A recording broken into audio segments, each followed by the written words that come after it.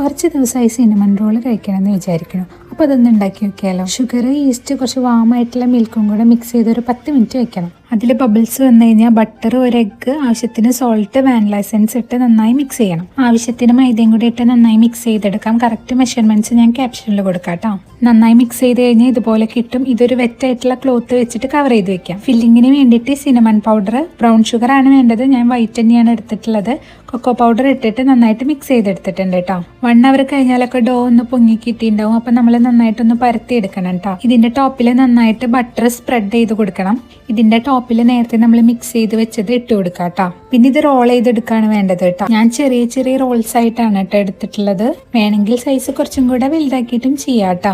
എല്ലാം ഇതുപോലെ കട്ട് ചെയ്തെടുത്തിട്ടുണ്ട്. ഞാൻ എയർ ഫ്രയറിലാണ് ചെയ്യണത്. അപ്പോൾ ബട്ടർ ജസ്റ്റ് ഒന്ന് ഗ്രീസ് ചെയ്ത് കൊടുത്തിട്ട് എല്ലാം അറേഞ്ച് ചെയ്ത് വെച്ചു കേട്ടോ. സോഫ്റ്റ് ആയിട്ട് കിട്ടാനായിട്ട് കുറച്ച് വാം മിൽക്കും കൂടെ ആഡ് ചെയ്തിട്ടുണ്ടായിട്ടോ. 160 ഡിഗ്രിയിൽ 15 മിനിറ്റ് നമ്മൾ കുക്ക് ചെയ്തുള്ളൂ കേട്ടോ. ടോപ്പിംഗ് ആയിട്ട് നമ്മൾ ക്രീമും കൂടെ ഒഴിച്ചു കൊടുത്തു കേട്ടോ. നമുക്ക് നല്ല സോഫ്റ്റ് ആയിട്ട് തന്നെ കിട്ടിയിട്ടോ സിനമൺ റോള്.